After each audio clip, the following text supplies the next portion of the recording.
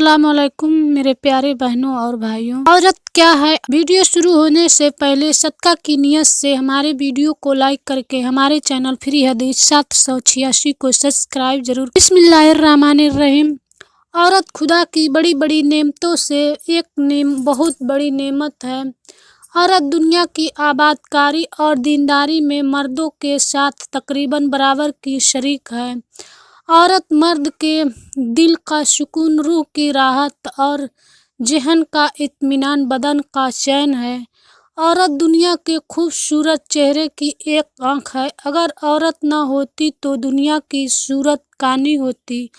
औरत आदम व हज़रत हव्वा के सिवा तमाम इंसानों की माँ है, इसलिए वो सबके लिए काबिले एहतराम है। औरत का वजूद इस्लामी तमद्दुन के लिए बहुत बेहद ज़रूरी है। अगर औरत न होती तो मर्दों की ज़िंदगी जंगली जानवरों से बदतर होती। औरत बचपन में भाई बहनों से मोहब्बत करती है, शादी के बाद शौहर से मोहब्बत करती है, माँ बनकर अपनी औलाद से मोहब्बत करती है। इसलिए औरत दुनिया में प्यार व मोहब्बत का एक ताजमहल है। औरत इस्लाम से पहले औरतों का क्या हाल था। इस्लाम से पहले औरतों का हाल बहुत खराब था। दुनिया में औरतों की कोई इज्जत व वक़्त नहीं थी। मर्दों की नज़र में इससे ज़्यादा औरतों की कोई हैसियत ही नहीं थी कि वो मर्दों की नफसानी ख्वाहिश पूरी करने का एक खिलौना थी। औरत दिन रात मर्दों की किस्म किस्म की खिदमत करती थी और तरह तरह के कामों से, यहाँ तक कि दूसरों की मेहनत मजदूरी करके जो कुछ कमाती थी वो भी मर्दों को दे दिया करती थी। मगर जालिम मर्द फिर भी इन औरतों की कोई कद्र नहीं करते थे, बल्कि जानवरों की तरह इनको मारते पीटते थे। जरा जरा सी बात पर औरतों के कान, नाक वगैरह अज़ा काट लिया करते थे और कभी कत्ल भी कर डालते थे। अरब के लोग लड़कियों को जिंदा दफन कर दिया करते थे और माँ बाप के मरने के बाद उसके लड़के जिस तरह बाप की जायदाद और सामान के मालिक हो जाया करते थे, इसी तरह अपने बाप की बीवियों के मालिक बन जाया करते थे और इन औरतों को ज़बरदस्ती लौंडिया बनाकर रख लिया करते थे। औरतों को इनके माँ बाप, भाई बहन या शौहर की मीरास से कोई हिस्सा नहीं मिलता था, न औरतें किसी चीज़ की मालिक हुआ करती थी। अरब के बाज़ कबीलों में ये जालिमाना दस्तूर था कि बेवा हो जाने के बाद औरतों को घर से बाहर निकाल कर एक छोटे से तंगों की तारीख झोपड़े में 1 साल तक कैद में रखा जाता था। वो झोपड़े से बाहर नहीं निकल सकती थी, न गुस्ल करती थी, न कपड़े बदल सकती थी। खाना पानी और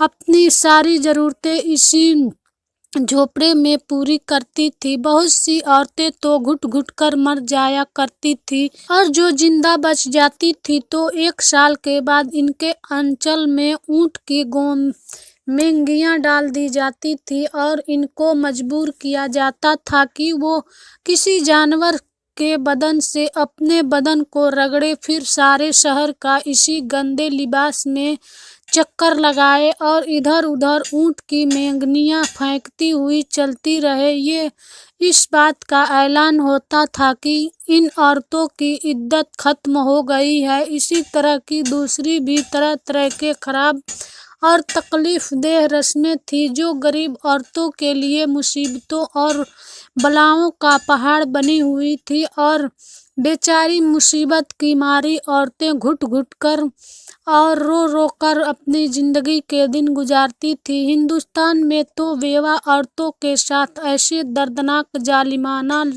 सलूक किए जाते थे कि जिनको सोच सोच कर कलेजा मुंह को आ जाता है। हिंदू धर्म में हर औरत के लिए फर्ज था कि वो जिंदगी भर किस्म किस्म की खिदमतें करके पति पूजा, शौहर की पूजा करती रहे और शौहर की मौत के बाद उसकी चिता की आग के शोलों पर जिंदा लेट कर सती हो जाए।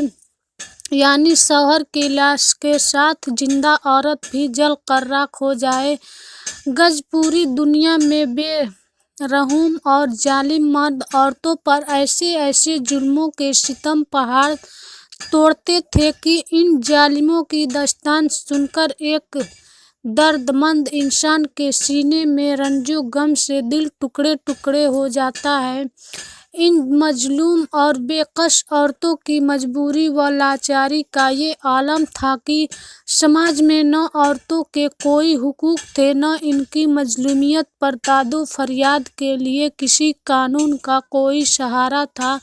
हजारों बरस तक ये जुल्म सितम की मारी दुखियारी औरतें अपनी इस बेकसी और लाचारी पर रोती, बिलबिलाती और आंसू बहाती रही, मगर दुनिया में कोई भी इन औरतों के जख्मों पर मरहम रखने वाला और न इनकी मजलूमियत के आंसुओं को पोंछने वाला दूर दूर तक नजर नहीं आता था। न दुनिया में कोई भी इनके दुख दर्द की फरियाद सुनने वाला था, न किसी के दिल में इन औरतों के लिए बाल बराबर भी रहम करम का कोई जज्बा था। और औरतों के इस हाले जार पर इंसानियत रंजो गम से बेचैन और बेकरार थी, मगर इसके लिए इसके सिवा कोई चारा कार नहीं था कि वो रहमते खुदाबंदी का इंतजार करे कि हम राहमीन गैब से कोई ऐसा सामान पैदा कर दे, फरमा दे कि अचानक और सारी दुनिया में एक अनोखा इनकलाब नमूदार हो जाए और लाचार औरतों का सारा दुख दर्द दूर हो कर इनका बेड़ा पार हो जाए। चुनांचे रहमते का आफताब जब तुलू हो गया तो सारी दुनिया के अचानक ये महसूस किया कि जहाँ तारीख था, जुल्मत का अदा था, सख्त काला था, कोई पर्दे से क्या निकाला कि घर घर में उजाला था। दोस्तों, अगर हमारी वीडियो पसंद आई हो तो लाइक करके हमारे चैनल को सब्सक्राइब कर दे और अगली वीडियो में हम बताएंगे कि हमारे नबी अकरम सल्लल्लाहु ताला अलैहि वसल्लम के आने के बाद की औरतों का क्या हाल हुआ।